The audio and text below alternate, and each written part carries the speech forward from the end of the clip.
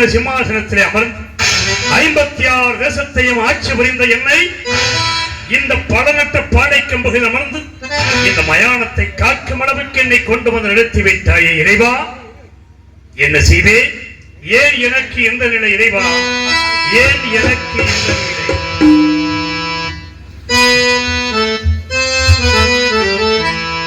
ஏன் எனக்கு இந்த நிலை? ஏன் எனக்கு இந்த நிலை?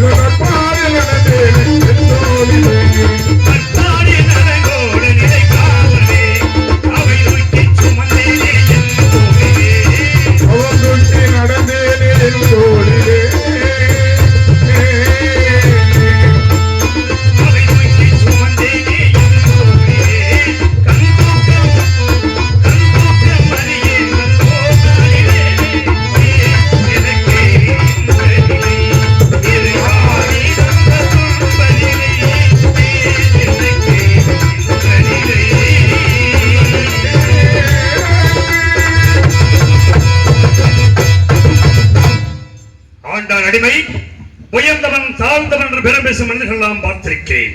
என்னமே உறங்காத இடம் என்று கொண்டிருக்கிறது. அதையும் வாழ்வில் பார்த்தபடி என்று என்னை மயானக்கரைக்கு அனுப்பி வைத்திருக்கிறான் இறைவன். ஒவ்வொரு மனிதனும் உற்பத்தியாகும் பொழுது ஒளிச்சான் இடம் உள்ளங்கை அகலம் 10 மாதம் பயணம் என்னும் தூக்கத்திலே தூங்கிய மண்ணுக்கு வந்து என்னவெல்லாம் ஆட்டமாடிவிட்டு இறுதியாக மீண்டும் இந்த மண்ணுக்கே வந்து இரையாகி விடுகிற மனிதன். அப்பேற்பட்ட மனிதனின் வாழ்க்கை ஒளிச்சான் இடத்தில் தொடங்குகிறது. எப்படி ஒளிச்சான் இடத்துக்குள்ள உள்ளங்கையே அகலத்திலே படுத்திருந்தே 10 மாசம் பயணம் என தூக்கத்திலே உல்லாசமான வீரே ஒரு மனிதன் வாழும் கூடு உல்லாசமான வீரே ஒரு மனிதன் வாழும் ஊரு. ஒரு தாய் எடுத்துக்கொள்ள உள்ளங்கை அகலத்திலே பன்னிரண்டு 10 மாதம் பயணம் என தூக்கத்திலே உல்லாசமான வீடு ஒரு மனிதன் வாழும் ஊரு. உல்லாசமான வீடு ஒரு மனிதன் வாழும் ஊரு. ஒரு தாய் இடத்துக்குள்ளே உள்ள கையை அகலத்திலே 10 மாதம் பயணம் தூக்கத்தில் உல்லாசமான வீடு ஒரு மனிதன் வாழும் கூடு. உல்லாசமான வீடு ஒரு மனிதன் வாழும் கூடு.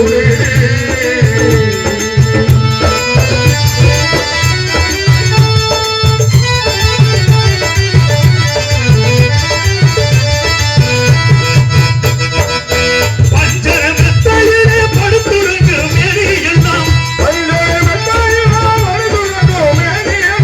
பஞ்சரமெத்தையிலே படுத்துறங்கும் எரியெல்லாம் சந்தனத்தை கொட்டு கொட்டி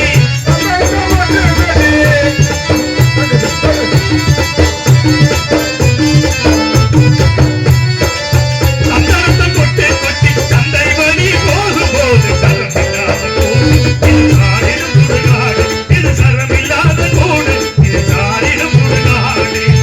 ஒருத்தான் எடுத்துக்கொள்ள உள்ளங்கையை அகலத்திலே படுத்திருந்து 10 மாதம் பயணம் என தூக்கத்திலே உல்லாசமான வீடு ஒரு மனிதன் வாழும். உல்லாசமான வீடு ஒரு மனிதன் வாழும் கூடு.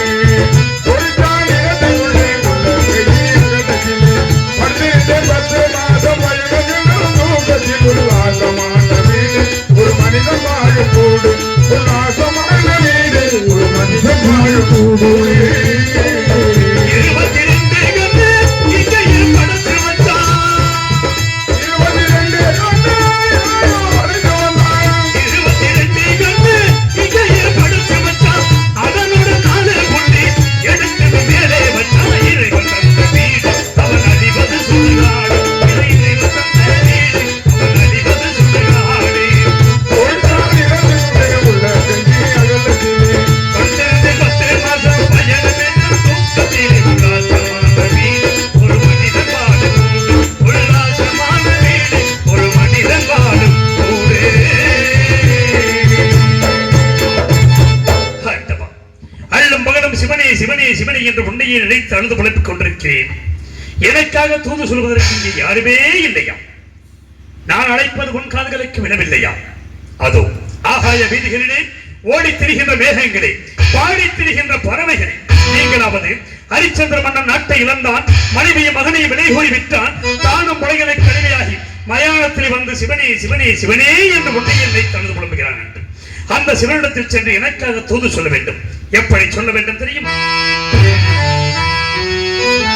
ஆகாய வீதியிலே பறந்து செல்லும் பறவைகளே, சீர்களிலே போவீரோ, சிவனைத்தான் காண்பீரோ, தூது சொல்ல மாட்டீரோ, என் துன்பக் கதையை கேட்பீரோ, துன்பக் கதையை கேட்பீரோ. ஆகாய வீதியிலே பறந்து செல்லும் பறவைகளே, ஆகாய வீதியிலே பறந்து செல்லும் பறவைகளே, நீர்களிலே போவீரோ, சிவனைத்தான் காண்பீரோ, நீர்களிலே போவீரோ, சிவனைத்தான் காண்பீரோ, தூது சொல்ல மாட்டீரோ, துன்பக் கதையை கேட்பீரோ. ஆகாய வீதியிலே ஆகாய வீதியிலே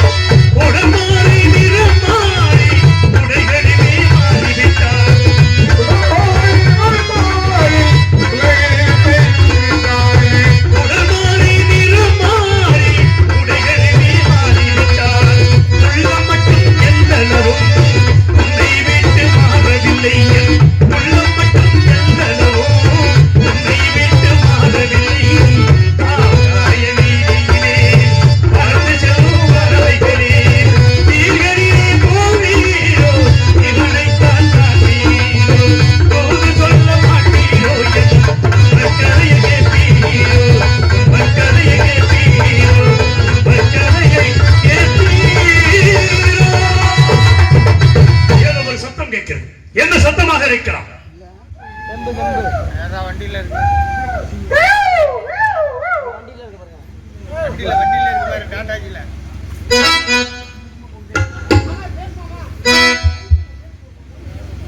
பேய்க்கா ஹாய் மாரிதா யார் நீ?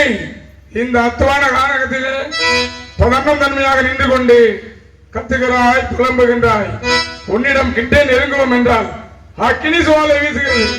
நீ யார், எந்த நாடு, எந்த விவரம் என்ற விவரத்தை சீக்கிரம் தெரிவிப்பாய். யார் என்று கேட்கிறீர்களே, தாங்கள் யார்? நாங்கள் இந்த பயானத்தில் வாழக்கூடிய பேயினங்கள். என் கதையை கேட்க வேண்டுமா? ஆம். என் கதையை கேட்க வேண்டும் என்றால் அதோ தெரிகிறவர் மரம். ஆமாம். அந்த மரத்தின் கிளைகளில் அமர்ந்து இலைகளோடு இலைகளாக மறைந்திருங்கள். என் சரித்திரத்தை கூறுகிறேன். அப்படியே கிளையாக மறந்திருக்கிறோம். எத்தனையோ தெய்வீக சிந்தனையுள்ள மனிதர்கள் எல்லாம் இருக்கும் பொழுது இறைவன் அந்த பேய்களை வைத்து என் கதையை கேட்க வைத்திருக்கிறேன். பேய்களிடத்தில் தான் கதையை சொல்ல வேண்டும் என்று விதி இருந்தால் அதையும் சொல்லுகிறேன். கவனமாக கேளுங்கள். அப்படியே பிறந்தது மண்மேல் இறப்பதற்கென்றே பேசிடும். பிறந்தது மண்மேல் இறப்பதற்கென்றே பேசிடும். நன்னோ பிறந்தது சுகம் துக்கத்தை கீழிடம் சொல்லும் கண்டேன் நான். கரத்தரை கூப்பி தொடரையை காக்க கனிவு கொண்டேன். மரம் தந்து வாழ்த்திட சிவமே உன் பாதமே சரண் புகுந்தே.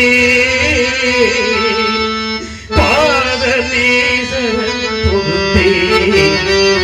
யார் போய் சொல்லுவார் இந்த ஏழை மருந்தும் வேலை அரணிடம் யார் போய் சொல்லுவார் சொல்லுவார். இந்த ஏழை மருந்து வேலை அரணிடம் யாரோ சொல்லுவாரே.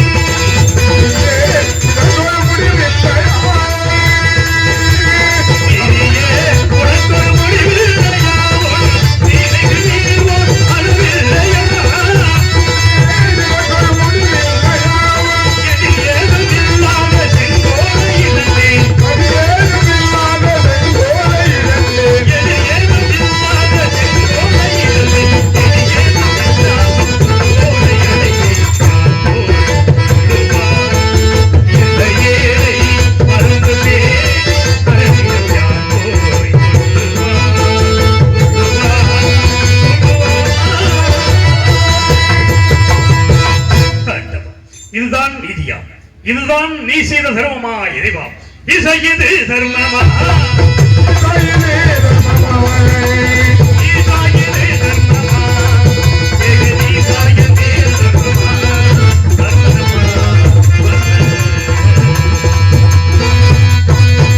ஆட்டு வெள்ளம் பரவி விளங்கும் பேச்சியர் வெள்ளமும் மறுபடி ஒன்று தந்தர் புகழறி சந்திர பெயர் வல்லல் பல்லுரை அயல் மன்னர் மன்னரே எனது ராஜாங்கம் ஆகலும் போய்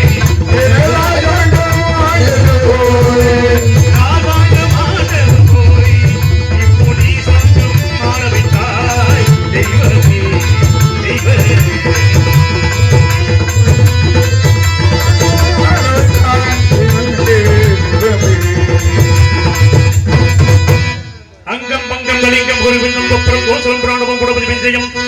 நேர்பாளம் நடனம் வெங்கனம் கேகேயம் கேரளம் பல்லவம் சந்திரசீனம் சோனகம் திராவிடமும் துருவமும் குந்தரமும் தீர்க்கமும் சோடையபுரம் மங்காளம் சிங்களம் கம்பீரம் பிராதகம் மாடேபுரம் தொங்காசம் மலையாளம் காம்போசம் காந்தாரம் பாட்டியம் கடாரம் என்ற நாட்டை நாம்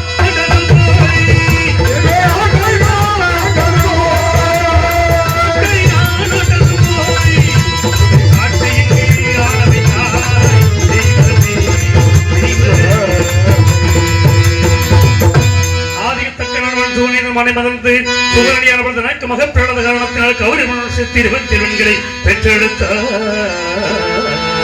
27 பெண்களை பெற்றெடுத்து அசிவனி பரணி கிருத்திகை ரோகிணி மிருகசேஷம் திருவாதிரை புனர்பூசம் பூசம் ஆயில்யம் மகம் புறபுத்திரம் அஸ்தம் சித்திரை சுபாதி அனசம் கேட்டை மூலம் புராண புத்திரம் திருமணம் விட்டம் சதயம் புரட்டாதி புத்திரட்டாதி ரேவதி விசாகம் என்று 27 பெண்களுக்கு நாமமிட்டு நான் ஒரு வேணியம் பொழுது வண்ணமாக வளர்த்து பெண்களுக்கு தக்க பிராமணம் வந்தவுடனே 16 கலையுடைய சந்திரனை அழைத்து 27 மாதங்களை மனம் செய்து கொடுத்து ஏகபோகமாக இல்லறம் நடத்த கடவுது என்று சந்திர மண்டலம் அனுப்பி வைத்தார்.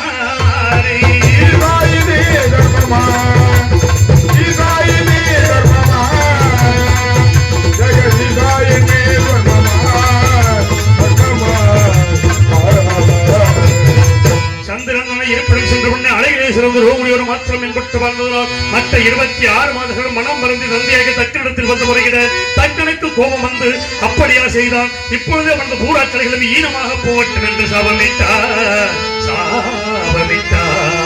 சாபத்தை அறியாத சந்திரன் சாபமிட்டவுடனே சந்திரன் சோரச கலைகள் அத்தனையும் இழந்து இருளில் மூழ்கினான். இருளை கண்ட மாதர்கள் மனம் மறந்து தந்தையாக தக்கனிடத்தில் வந்து என் நாயகனுக்கு வந்து விபத்துகளை போக்குங்கள் என்று சொல்ல மக்கள் மீது இரக்கம் கொண்டு மீண்டும் சந்திரனை அழைத்து ஒரு பக்கம் கலைகள் தேயவும் மறுபக்கம் கலைகள் வளரவும் என்று சாப விமோசனம் கொடுத்து சந்திர மண்டலம் அனுப்பி வைத்தார்.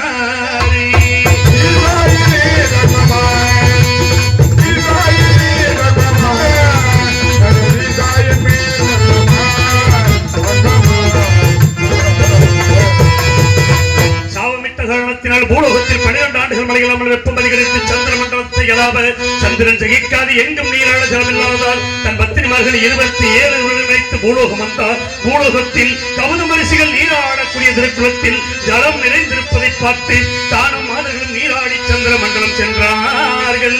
மறுநாள் காலையில் கவுதமனார் ஒரு திரைக்குளத்திற்கு வந்து பார்க்கும் பொழுது அங்கே கனிந்த புஷ்பங்களும் உதிர்ந்த ரோமங்களும் நீர் அணைத்து மஞ்சள் நிறமாக இருப்பதை பார்த்து கோபமுற்று இந்த திருக்குளத்தில் யாரோ நீராடி சென்றிருக்கிறார்கள். இனி என்ன என்று இந்த திருக்குளத்தில் ஆண்கள் நீராடினால் பெண்களாகவும் பெண்கள் நீராடினால் ஆண்களாகவும் போகிறது என்று சாபமிட்டாரே.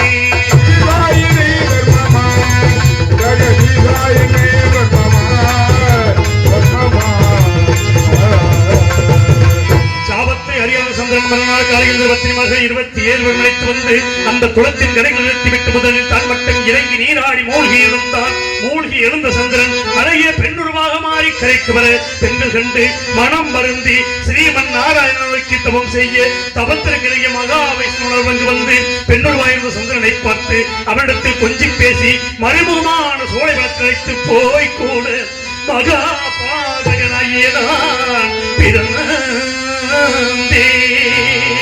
குழந்தையாய் என்னை தரையில் கிடத்தி விட்டு பெண்ணுருவா என்ற சந்திரனை மீண்டும் திருக்குளத்தில் மூழ்கும்படி செய்து சுயபொருளை கொடுத்து சந்திர மண்டலம் அனுப்பி வைத்தாரே.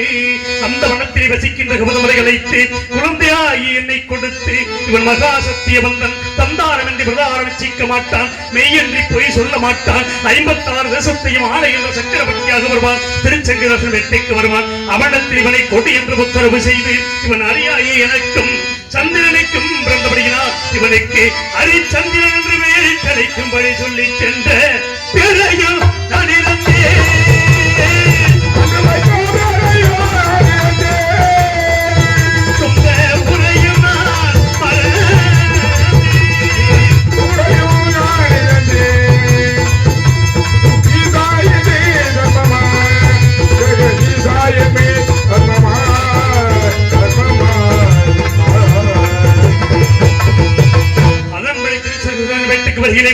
என்னை கொடுக்க நான் ஒரு மேனியும் வண்ணமாக வளர்த்து எனக்கு தக்கவரும் வந்தவுடனே 56 தேசத்தையும் மகுடாபிஷேகம் செய்து வைத்து என்னை வளர்த்த எனது வளர்ப்பு தந்தையாகிய தருச்சங்கமும் சொர்க்க பதவி அடைந்தார். நான் நாட்டை நீதியோடு ஆண்டு வருவதற்கு களத்திலே செங்கோல் பிடித்ததும் போய் செங்கோல் பிடித்ததும் போய் சமசுடுகோல் பிடிக்கிறவை தாய் தெய்வமே தெய்வமே. நான் நாட்டை நீதியோடு ஆண்டு வருகிற இரண்டு யாத்திரை வந்தார்கள். எங்கெங்கு சென்றீர்கள், என்ன விசேஷம் நன்றிகளை கேட்டேன். கண்ணமாபுரியிலே மதுரையின் மகன் சந்திரமதி மாலேசுடன் சொல்ல அதே சமயம் சுயவர ஓடையும் வந்து சேர்ந்தது. உடனே ரதத்தை சுத்தப்படுத்தி கண்ணமாபுரி புறப்பட்டு சென்று செல்லும் வழியில் காரியாதேவின் ஆலயத்தை கண்ணுற்ற மாத்திரத்தில் நட்டேறி நாயகியை தொழிலிறங்கின நிராசன் முட்டேறி நோக்குதல் முடிவேந்தன் கருணை வெளி இமைகள் காக்க கற்றேறும் கற்பனையும் கற்கனையும் கற்சிலையும் கண்ணி முன்னே பொற்றேறும் பொற்கனையும் ஒரு சிலையாய் பொழிந்ததன்றோ. அம்மா காளிகதவி முன்னமே கல்லாக இருந்த தேர் குதிரை வில் நண்பு நான்கும் இப்பொழுது கண்களுக்கு பொன்னுறவாக தெரிய காரணம் என்னவென்று கேட்டே உடனே காளிகதவியும் பிரசன்னமாகி, அடே மகனே, 2000 ஆண்டுகளுக்கு முன்னதாக உனது மூதாதில் ஒருவனான வர்ணனானவன் இந்த தேர் குதிரை வில் நண்பு நான் இங்கே கொண்டு வந்து நிறுத்தி இதை கல்லாக சபித்து இது யாருடைய கண்களுக்கு பொன்னுருவாக தெரிகிறதோ அவனுக்கு கொடி என்று சொல்லி சென்றான். இது உன்னுடைய கண்களுக்கு பொன்னுருவாக தெரிந்தபடியினால் நீயே எடுத்துச் செல் என்று சொல்ல நான் காளிகாதேவி கொடுத்த தேரிலே ஏறி அந்த காளி கொடுத்த தேர்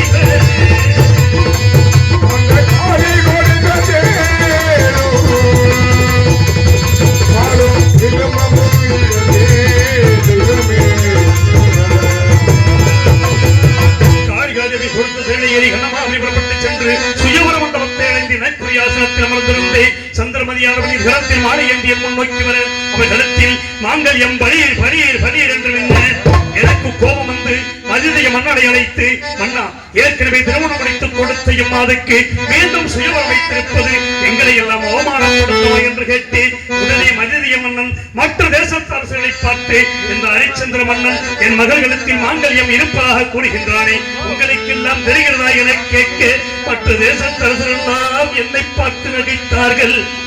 ஆகாயத்தை நோக்கி அசிரி தோன்றி, அடே ஹரிச்சந்திரா, இவன் பிறக்கும் பொழுது மாங்கல்யத்தோடு பிறந்தவள். இந்த மாங்கல்யம் யாருடைய கண்களுக்கு பொன்னுறவாக தெரிகிறதோ அவன் தான் இவளை வணக்க தகுந்தவன். இது உம்முடைய கண்களுக்கு பொன்னுறவாக தெரிந்தபடியினால் நீயே மனம் செய்து கொள், சந்தேகப்பட வேண்டாம் என்று சொல்ல நான் ஆனந்த சந்தோஷத்தோடு சந்திரமதியை மாலை சூடி கோசலை நாட்டுக்கு அழைத்து சென்று நாங்கள் சந்தோஷமாக வாழ்ந்த காலத்தில் எனக்கு ஒரு ஆண்மகனை பெற்றெடுத்தார்.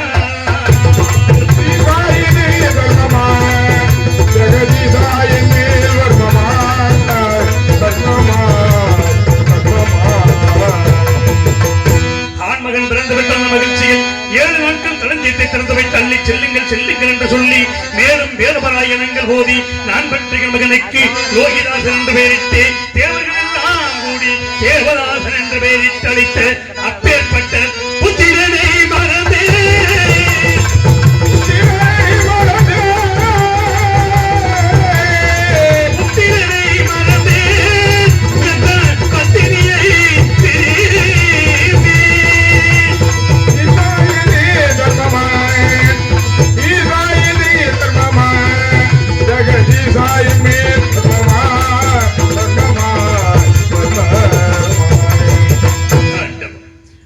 அடிமையல்ல, ஜாதியிலும் அடிமையல்ல, பாதி நாளில் அடிமையாக மயானத்தை வந்து பரிதவிக்க முடிவை கொடுத்து வைத்தாய் இறைவா.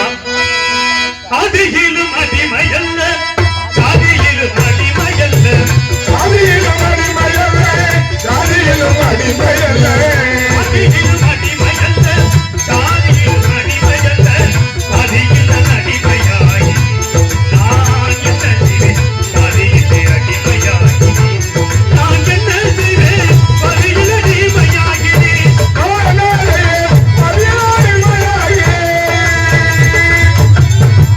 பாராண்ட மன்னர்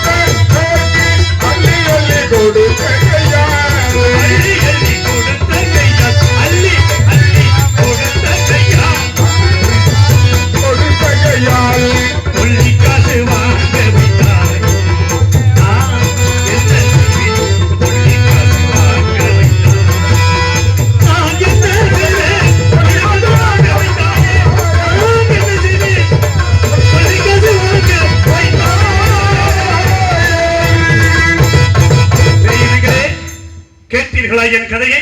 ஐயா, உமது வாழ்க்கை வரலாற்றை கேட்ட மாத்திரத்தில் இந்த மயானத்திலே கிளைக்கு கிளை தொங்கிக் கொண்டிருந்த பேயினங்களாகிய நாங்கள் அனைவரும் முக்தி மோட்சம் அடைந்து விட்டோம். ஐயனே, முக்தி மோட்சம் அடைந்து விட்டோம். அப்படியா? வாழ்க உமது சத்தியம், வாழ்க உமது கீர்த்தி.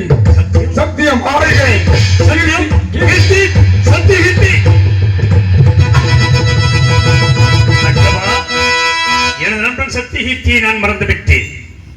பேய்களை வைத்த கதையை கேட்க வைத்திருக்கிறான் இறைவன் என்று மனதில் வருத்தமுற்றேன். ஆனால் என் நண்பன் சத்தியகீர்த்தியை நினைவுபடுத்துவதற்காகவே இறைவன் பேய்களை வைத்து என் கதையை கேட்க வைத்திருக்கிறான். எப்படி காண்பேன் இறைவா? எனது நண்பன் சத்தியகீர்த்தியை எப்பொழுது காணப்போகிறேன்? நெஞ்சினிலே நினைவு முகம், நினைவிலோ தெரிவது அழகு முகம், ஆசை முகம். நெஞ்சினிலே நினைவு முகம், நெஞ்சினிலே நினைவு முகம், நினைவிலோ தெரிவது அழகு முகம், ஆசை முகம். நெஞ்சினிலே நினைவு